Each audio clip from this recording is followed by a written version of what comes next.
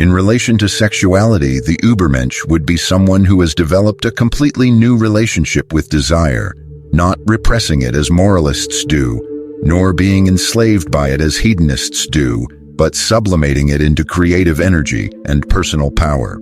Nietzsche studied the biographies of great artists, thinkers, and historical leaders and discovered a fascinating pattern.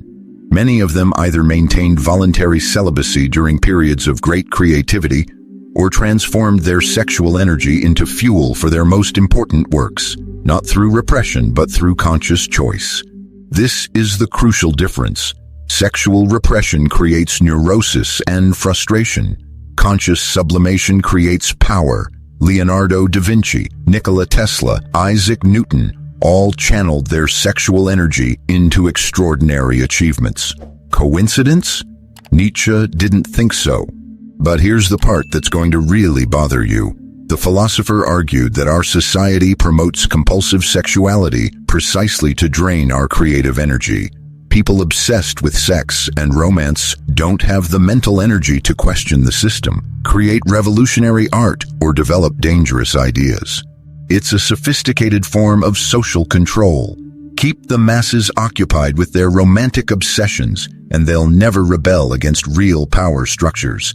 Think about it. How much time and mental energy do you spend thinking about relationships versus thinking about how to change the world? Modern psychologists have found surprising evidence that corroborates many of Nietzsche's intuitions. Dr. Robert Sternberg of Yale University has found that relationships based on passion tend to be the least enduring and most unstable, exactly what Nietzsche predicted. Neuroscientific studies have revealed that the brain in love exhibits patterns similar to those of drug addicts. The dopamine released during infatuation creates real chemical dependence, validating Nietzsche's observation that romantic love can be a form of biological slavery. Psychologist Helen Fisher, an expert in love and attraction, identified that people with greater self-esteem and emotional independence tend to have healthier and longer-lasting relationships. This directly echoes Nietzsche's idea that only the strong can truly love. Research on happiness and well-being also confirms something disturbing. People who define their happiness through romantic relationships are statistically more likely to suffer from depression and anxiety. Why? Because they have placed their well-being in the hands of someone else. The very thing Nietzsche warned was a recipe for suffering. But perhaps the most striking validation comes from couples therapy. The most successful relationships are those where both partners maintain their individuality and do not merge into a collective identity. But here's what will really blow your mind. Nietzsche made a terrifying prediction about the future of human sexuality that is coming true right now in our digital age. He predicted that as technology advances, people will become increasingly disconnected from authentic sexual and romantic experiences, preferring artificial substitutes that do not threaten their ego or require real growth. Think about it. Dating apps, online porn, virtual relationships. Isn't that exactly what we're living in? An age where people prefer the illusion of total control over the vulnerability of genuine connection. And the most disturbing part, Nietzsche said this would create a generation of last men, human beings who avoid any form of real emotional risk. Does that sound familiar? So what did Nietzsche really want to teach us about sexual desire? The central message is simultaneously liberating and terrifying. True strength comes not from being loved, but from not needing to be loved. This doesn't mean becoming cold or unfeeling. It means developing such a solid relationship with yourself that you can connect with others without losing yourself in the process. It means choosing partners because you want to, not because you need to fill an inner void. The illusion of sexual desire, according to Nietzsche, is the belief that another person can complete us. The reality is that only people who are already complete can form genuinely powerful and transformative connections. But here's the question that will haunt you. Do you have the courage to examine your own relationships through this lens? Can you tell the difference between genuine love and disguised need, between conscious choice and emotional compulsion? Nietzsche believed that only a small minority of humanity would be capable of this journey of radical self-discovery. He called them free spirits, individuals brave enough to question even their most basic and fundamental needs. The final question is, are you part of this minority? Or would you rather continue to live in the comfortable illusion that traditional romantic love is the answer to all human problems? The choice, as Nietzsche always insisted, is entirely yours. But Nietzsche did not stop there. He envisioned something even more radical, a future where humanity would completely transcend the compulsive need for romantic validation, not through repression or denial, but through a conscious evolution of human nature itself. Imagine for a moment, what would a society look like in which people choose their partners not out of lack, but out of mutual admiration, where intimacy was a consciously cherished luxury, not a desperate need, where was individual growth valued more than emotional fusion? This is not a cold, calculating utopia. It is a vision of relationships based on abundance, not scarcity, in strength, not in weakness, in conscious choice, not in biological or social compulsion. The philosopher noted that the most intense moments of human creativity often emerge from conscious loneliness, not from isolation out of fear, but from completeness that does not need to be filled by another. It is in this state that the greatest works of art, the most revolutionary scientific discoveries, the philosophies that changed the world are born. If you believe that romantic love is real, Nietzsche has a devastating revelation for you. The German philosopher discovered something about sexual desire that most people will never accept, and that destroy your view of relationships. Brace yourself, because what you're about to discover in the next few minutes will forever change the way you view love and attraction. Friedrich Nietzsche, the man who declared that God is dead, had revolutionary insights into something we all experience: sexual desire. But here's what's really disturbing. His discoveries were so radical that even today, over 100 years later, most people choose to ignore them completely. Did you know that Nietzsche considered romantic love to be one of humanity's greatest lies? Or that he believed our obsession with relationships is actually a sign of psychological weakness? And here's the shocking part. He argued that only truly strong individuals can see through this collective illusion. But why are these ideas so controversial? Why do they make us so uncomfortable?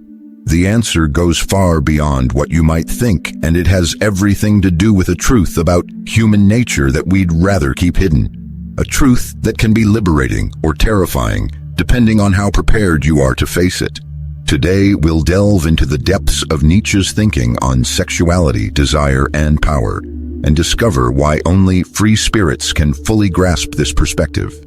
To understand Nietzsche's radical view of sexual desire, we must first understand his concept of the will to power. For the philosopher, everything in life, including our most intimate impulses, is a manifestation of this fundamental force that seeks growth, expansion, and mastery. But here's where it gets interesting. Nietzsche saw traditional romantic love as an inversion of this will to power. Instead of making us stronger, love makes us dependent, vulnerable, submissive. He wrote that, "In love, there is always one who loves, and another who lets himself be loved." And this dynamic reveals a hierarchy of power, disguised as pure feeling. The philosopher observed something disturbing. Our sexual desires are often projections of our own needs and insecurities. When we fall in love, we are not really seeing the other person. We are seeing an idealized reflection of what we would like to be or have. It is a sophisticated form of narcissism disguised as altruism. And here's the most controversial part. Nietzsche argued that society promotes this illusion because people in love are easier to control. They are willing to sacrifice their individuality, their ambitions, their dreams in the name of a love that is, in fact, a subtle form of voluntary slavery. But what does this mean in practice? How does this perspective manifest itself in real life? The Nietzsche identified three fundamental types of people in relation to sexual desire, and this will shock you. First, we have the slaves of love, those who live for their relationships, who define their identity through another human being. These, according to the philosopher, are the most numerous and the most unhappy. Then there are the conquerors, people who use sex and romance as tools of power and validation. They may seem stronger, but they are still prisoners of their own desires, just in a different way. And finally, the very rare free spirits, individuals who have transcended the compulsive need for romantic and sexual validation. They are able to experience pleasure and intimacy without losing their fundamental autonomy. But be careful, Nietzsche was not preaching celibacy or sexual repression. Quite the opposite. He believed that only when we free ourselves from the desperate need for love can we experience genuine pleasure and connection. The philosopher saw a crucial difference between wanting and needing. When we need love, we become emotional beggars. When we simply want it, we maintain our dignity and personal power. It's a subtle but revolutionary distinction. And here's a devastating observation. How many people do you know who actually choose their partners versus those who simply grab whoever is available out of fear of loneliness? Now we come to the most radical point of Nietzsche's philosophy on sexuality, the idea that our desires are social constructions, not pure natural impulses. Nietzsche observed that different cultures and historical epochs had completely different standards of what they considered attractive or desirable. This led the philosopher to a disturbing conclusion. If our desires are shaped by society, then whoever controls those standards controls our most intimate behavior. Think about it. From childhood, we are bombarded with images of what we should find beautiful, sexy, desirable. But who decides these standards, and why? Nietzsche identified something he called herd morality, the human tendency to follow imposed standards without question. In love and sexuality, this manifests itself as a desperate search for social approval through our partners. We don't love the person, we love the status they confer on us. Here's a devastating observation. How many times have you been attracted to someone because other people found that person desirable? How many times have you rejected someone because they didn't fit the socially accepted standard? Nietzsche would say that you weren't being authentic, you were being programmed.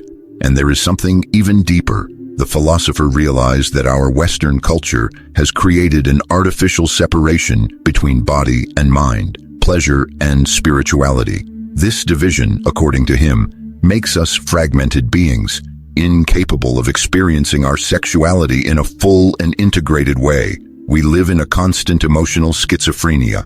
The most controversial part of Nietzsche's ideas on sexuality involves his concept of the Übermensch, the Superman. But here's what few understand.